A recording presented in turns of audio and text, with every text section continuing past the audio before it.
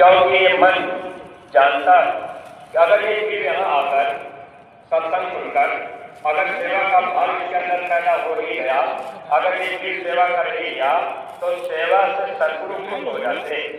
जब गुरु खुश हो जाते हैं तो गुरु राजी तो करता राजी, काल कर्म की चलन बाजी। जब गुरु प्रसन्न हो गए, खुश हो गए, तो गुरु महाराज अगर महात्मा खुश हो जाए तो काल के दरबार से कर्म का पन्ना फाड़ देंगे, जीव को पार कर देंगे, काल को पता तक नहीं चलेगा। ऐसा सभी मेरे भाई बहनों, ऐसे समर्थ सदगुरु को हम आप मान लिए कि हम जीवों के कर्म के पन्ने को फाड़ सकते हैं, काल को पता भी नहीं लगेगा, अपने ही घर पहुंचा सकते हैं। लेकिन कब? जब वो खुश हो जाए तब। लेकिन इसमें सत्संगी प्रेमियों को एक बात का और ध्यान रखना पड़ेगा। आपके अंदर बहुत अच्छी अगर भावना सेवा की बन गई, आप अगर सेवा अच्छे ढंग से कर ही रहे, हर सेवाओं में आप अपना सहयोग कर रहे, लेकिन देखिए दोनों चीजों का आपको ध्यान रखना पड़ेगा। आप जब सदगुरु के करीब आ गए तो आपको एक बात का और ध्यान रखना होगा। गुरु अगर मिल गए तो जब तक गुरु आपको नहीं मिले तब तक आपने दुनिया में तीर्थ व्रत पूजा पाठ गंगा स्नान दान जो भी किया, इसके लिए कोई परहेज नहीं रहा और कोई बात आपसे कहा भी नहीं। लेकिन जब महात्मा मिल जाए और सत्संग मिल जाए, जैसे महाराज जी आज आपको सत्संग में सुना दिए, बता दिए कि आप लोमस ऋषि ऐसे जन्म लेते गए और उनको दुख मिलता गया, वो पीपल की पूजा किए, गंगा स्नान भी किए, एकादशी किए, अनंत चतुर्दशी व्रत भी किए, तमाम तरह से वो व्रत उपासना करते गए, लेकिन जन्म मरण की पीड़ा से छुटकारा नहीं हो पाया। तो ऐसा क्यों नहीं हो पाता? क्योंकि देवी देवता अगर कुछ भी हो जाए तो वो कर्म को माफ नहीं करेंगे, वो साफ नहीं करेंगे। देवी देवता अगर आपसे खुश हो जाएंगे तो आपको धन दौलत रुपया पैसा यानी माया का सामान दे सकते हैं।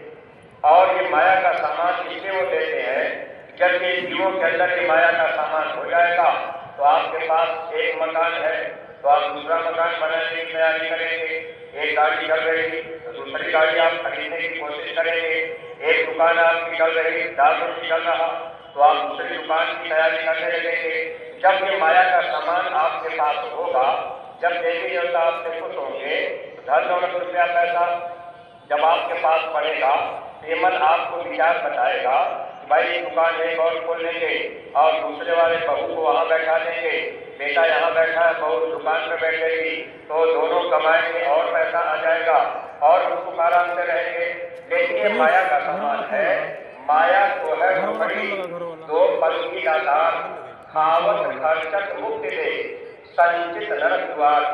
अगर धन दौलत रुपया पैसा बढ़ने लगा, हम आप इकट्ठा करके रखने लगे, चलो भाई ये मेरे काम आ जाएगा, तो फिर हमारे आपके लिए नुकसान होगा।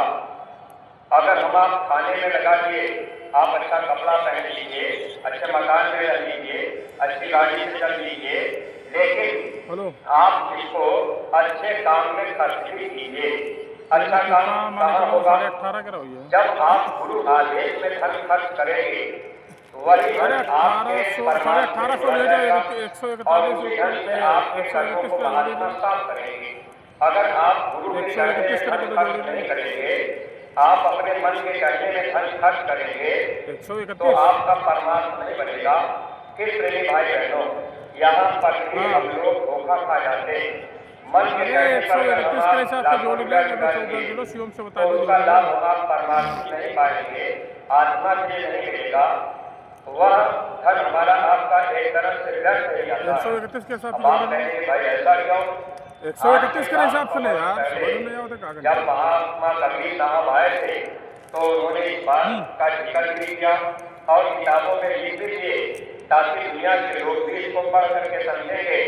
कबीर साहब बड़े स्पष्ट शब्दों में लिख दिए थे, गुरु बिन माला फेरते, गुरु बिन देते दान, गुरु बिन दान हराम है, जा पूछो वेद पुराण। अगर बिना गुरु के आप माला फेर रहे, बहुत से नए प्रेमी आए होंगे, अगर अब तक आपको अगर जीवन में गुरु नहीं मिले, अगर आप माला फेर रहे तो वह तो आपका हराम का गया, बेकार ही गया।